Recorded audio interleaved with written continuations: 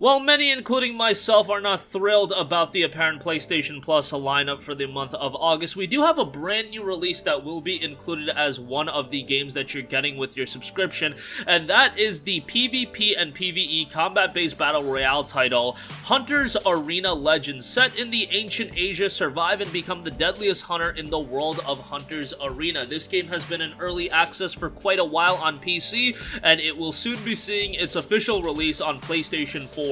And in this video, I want to give you guys some information about what you need to know about the game and why maybe it's a battle royale you should actually have your vested interest into. In the overview section of the game, it gives you a little bit of background to the title and its setting. In ancient Asia, once existing peace was shattered by demons set free by unknown powers. Sensing great danger, hunters around the world gathered as one to stop the spreading chaos. However, the hunters soon found out that none other than one of their own, a hunter, has broken the seal and released the demons into the world. With no one to trust, the hunters must now fight off demons as well as point blades at each other. Now, this is where the PvP and PvE element comes in. The hunters have to fight each other, but they also have to fight these other demons, and you fighting these other demons and killing the demons will actually give you upgrades and will improve your standing in the game, so that is an element of the title you have to juggle while actually playing, which hopefully will add another layer to the gameplay experience. It notes art of timing and decision making. Hunter's Arena's combat system resembles fighting action of a martial arts film. The core gameplay centers around aerial combos against enemies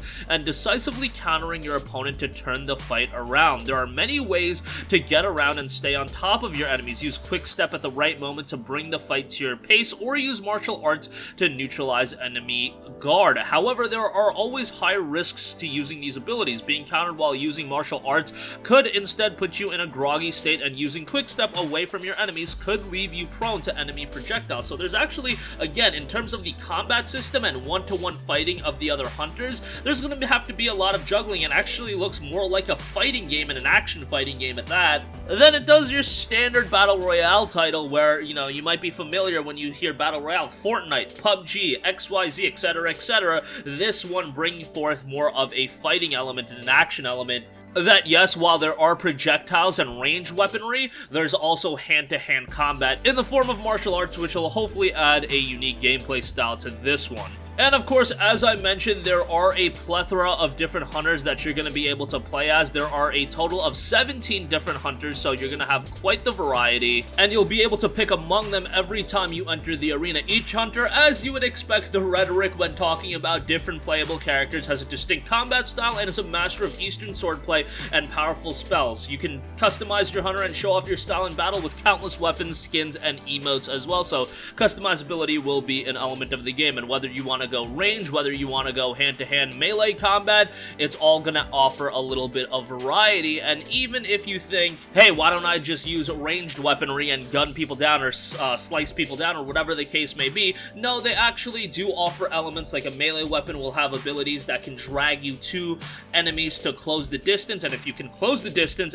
all of a sudden now you are at a very advantageous point. So it'll require a little bit of thinking as far as which of the hunters you want to play as. While on the surface, 17 hunters might not sound like the biggest number in the world, I have to say, while looking at some of the hunters that are available, they're all presented in a very, very unique style, and they both got their own unique look, and I'm sure they'll have a very unique playstyle among one another as well. You've got Jun the Black Wolf, Ara the White Wind, Mir the Black Dragon of War, Mumyung the Living Darkness, Mimi the Blazing Fire, Tao the Wild Rampage, Aiden the Gold Exorcist, Samjang the Eyes of the Spirit, and so many more. And again, they've all got their cool looks going on for it, and they're all presented in a very unique style. None of them look similar to one another, so from a cosmetic standpoint, definitely they put some work into the presentation of the game, which I can definitely appreciate. And again, there are close range hunters, long range hunters. Close range hunters can deal great amount of damage if you manage to close the gap between you and the enemy. Few of them even have abilities to pull enemies towards them or create shockwaves that will draw enemies to a spot. Long range hunters are perfect for kiting enemies from a distance. However, even though projectiles deal large damage, it will require practice to perfectly land them in fast-paced fights. So a lot of things to juggle as far as what kind of gameplay is really going to suit you. And as far as what kind of gameplay is going to suit you, what kind of game mode is going to suit you, there are 3 different modes available in Hunter's Arena: Solo, Trio, and Tag Match. With Solo, the Solo mode is a 30-player free-for-all where your skills as the ultimate hunter will be tested. You'll experience boundless freedom as you won't be forced to constantly battle other players to claim your victory. Instead, you'll be given the freedom to explore dungeons and hunt dangerous boss demons to collect loot and grow stronger. Another interesting element is that you can temporarily team up with the other players to hunt down a strong boss demon. It's all mind games from here. As soon as you finish off your foe by working together, it will become a life or death battle for precious loot. So you gotta be very careful in terms of trusting other players, but definitely that's gonna add another layer to thinking about what you want to do. Then you've got the Trio mode. In Trio mode, you will enter the arena along with your friends or other players as a team of 3. You'll face harder battles as trio composition comes in play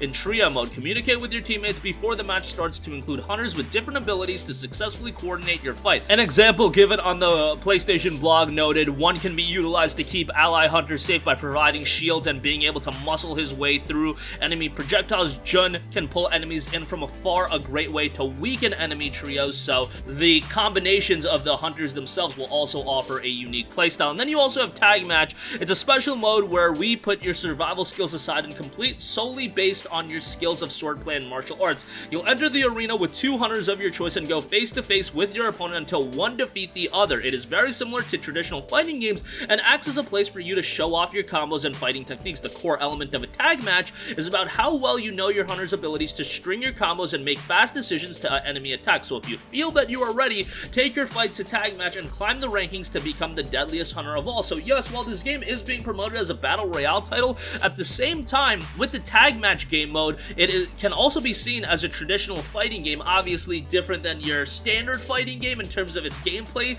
style, but definitely does ease up on the idea of being a full-blown battle royale title, because even if you look at it from a fundamental standpoint, 30 players is not the biggest battle royale game in the world, and it is introducing a lot of unique elements, so I'm liking seeing how they are diversifying this game from your typical battle royale game. And at the end of the day, it is going to be a free PlayStation Plus game, quote-unquote free, because you guys know how, people don't always consider Plus games to be free, but you guys get the idea. If you have a PlayStation Plus subscription, this game will be in your library, so hopefully that fosters a healthy community for this game going forward. And I know a lot of people like to write it off as just another battle royale, but actually reading some of the information and looking into what they are going for this game has me a little bit more excited, even if my time with battle royales are in the past. But at the same time, the game has gotten a mixed reception on Steam. 835 reviews as far as the early access portion of the game goes. 63% of those are positive. Hopefully the full release does see a little bit of a better reception, and hopefully this is a Plus title that surprises a lot of people, because I know